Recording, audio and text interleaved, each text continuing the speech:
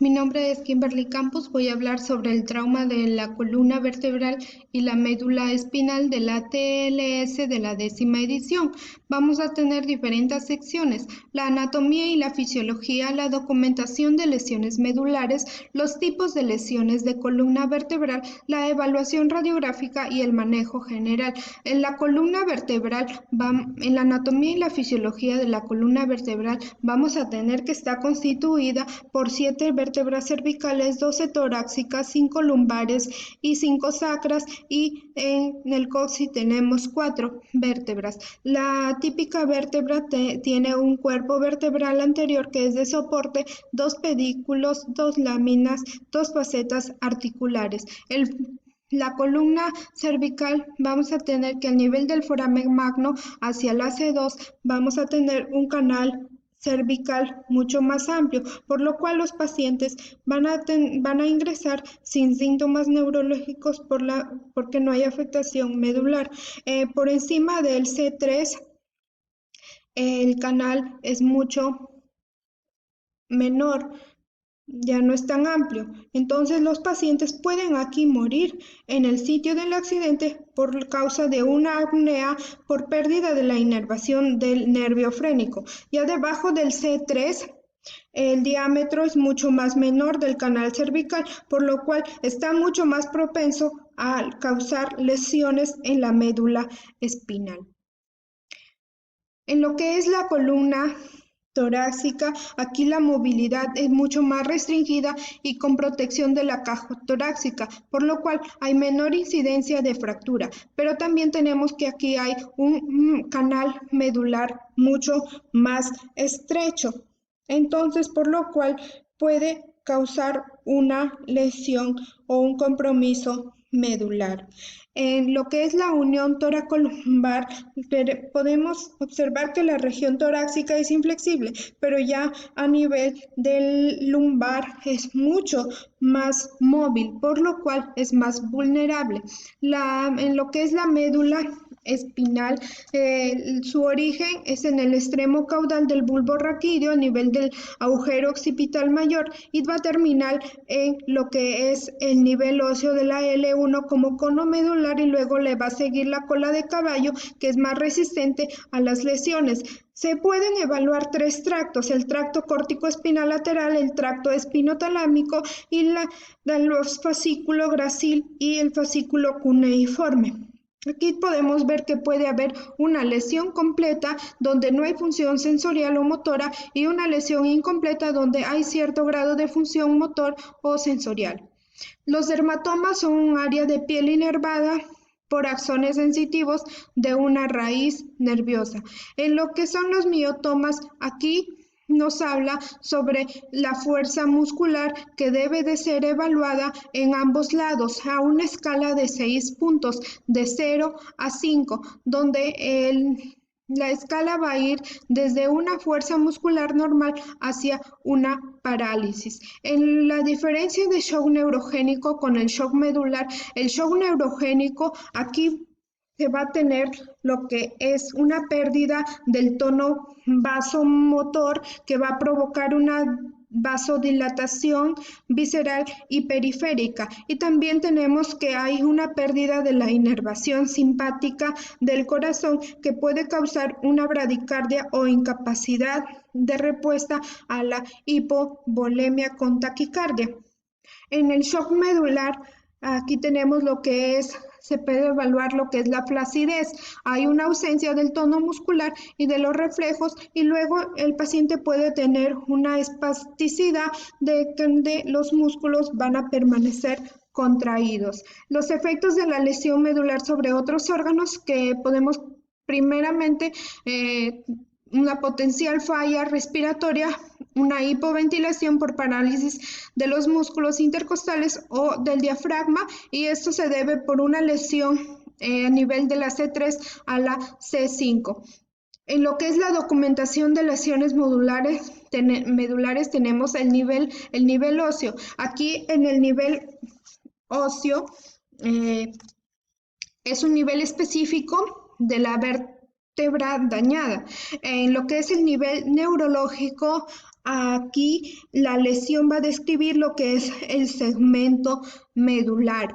También tenemos el nivel sensitivo y el nivel motor. La severidad del déficit neurológico puede ser por una paraplegia incompleta o completa o una cuadriplegia o tetraplegia incompleta o completa.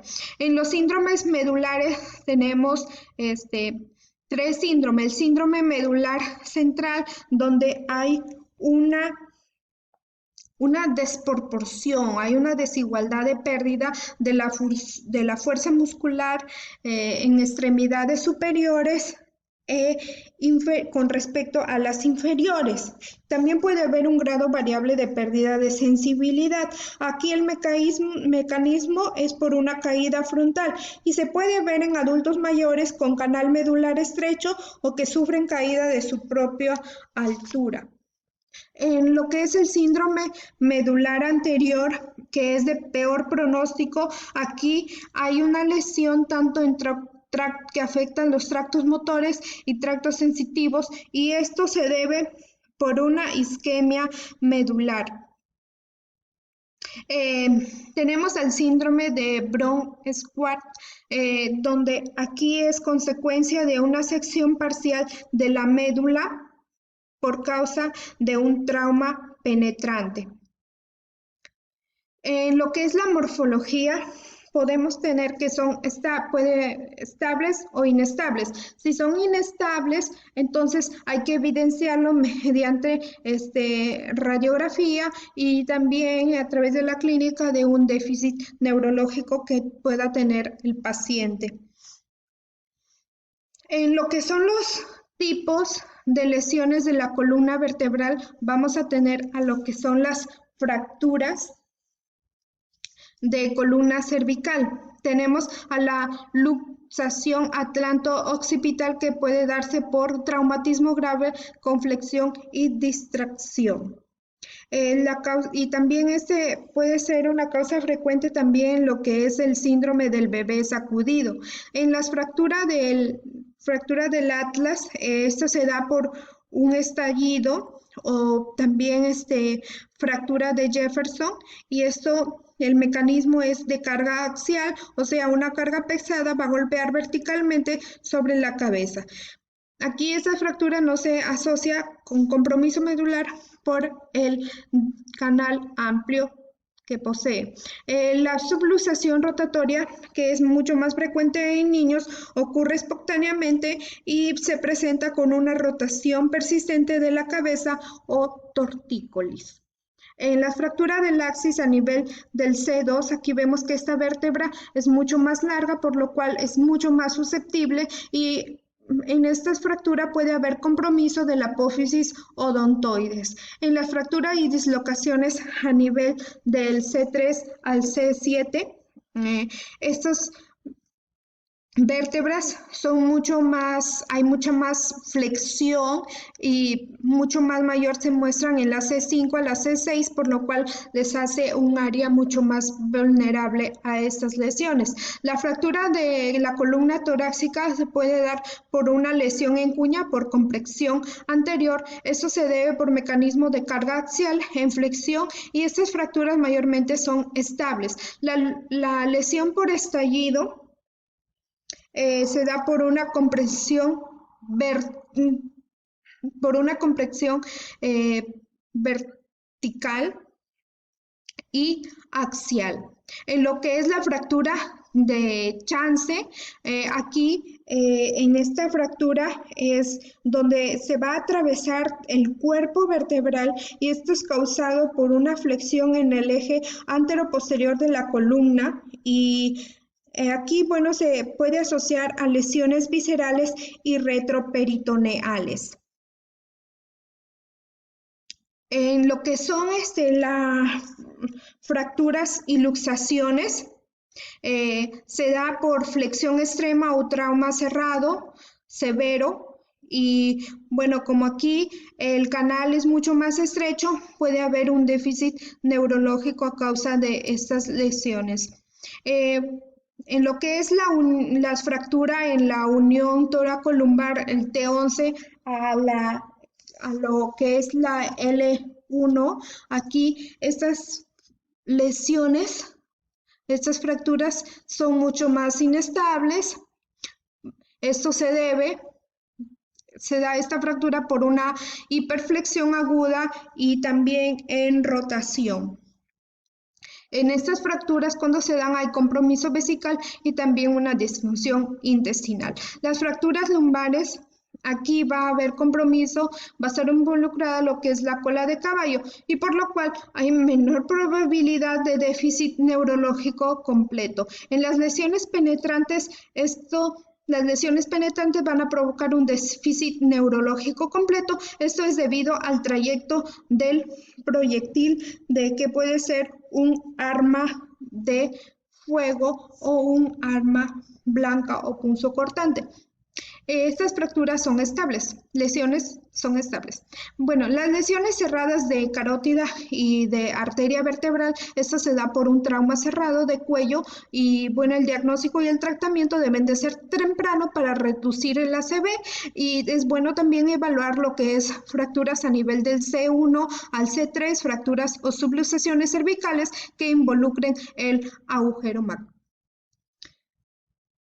En lo que es la evaluación radiográfica, tenemos a la columna cervical. Primero tenemos que evaluar y elegir de primera opción una DAC multicorte y va a ir desde el occipucio a la T1 con reconstrucción sagital y coronal. Si no hay esta primera opción de un TAC multicorte, entonces vamos a ir a lo que es una radiografía simple desde el occipucio a la T1 y las proyecciones van a ser en lateral, en vista anteroposterior y también una radiografía de la odontoides con el paciente con la boca abierta.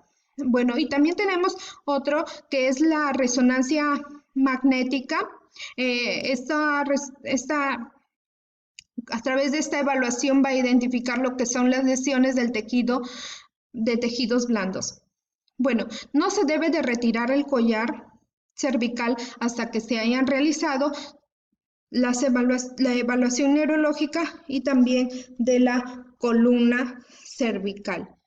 En lo que es la columna torácica y lumbar es igual. De primera opción, el TAC multicorte, toracolumbar, y si no lo hay, una radiografía simple anteroposterior y anterolateral. Y aquí vamos a tener que se debe de retirar la tabla espinal larga sin esperar los resultados finales. Esto, ¿por qué se hace? Por unas posibles úlceras de presión que pueda tener el paciente.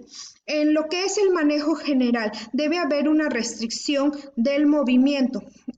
O sea, si hay una sospecha de lesión medular, entonces hay que evitar el movimiento por encima y por debajo del sitio de la sospecha de la lesión. También hay que inmovilizar. ¿Cómo se inmoviliza el paciente?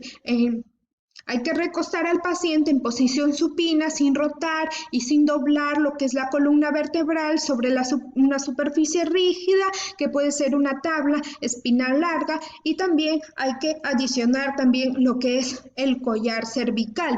Y debe haber una movilidad restringida hasta descartar bien lo que es la lesión. Y no se debe de intentar reducir deformidades, se debe de esperarles al especialista. Y bueno, también se debe de hacer lo que es la maniobra de rotación en bloque para poder evaluar lo que es la columna vertebral y poder retirar también lo que es la tabla espinal larga. En lo que son los líquidos intravenosos que se pueden administrar al paciente, bueno, hay que primero verificar si no hay una hemorragia activa. Entonces, cuando no detectamos eso, entonces podemos tener la sospecha de un shock neurológico y tenemos que ver si el paciente tiene bradicardia. Entonces, podemos indicar vasopresores. ¿Por qué? Porque la sobrecarga de líquidos causa edema pulmonar. Entonces, también tenemos que aplicar al paciente una sonda vesical para monitorizar lo que es la diuresis y prevenir la distensión vesical. En lo que es el traslado, antes tenemos que estabilizar y aplicar férulas, la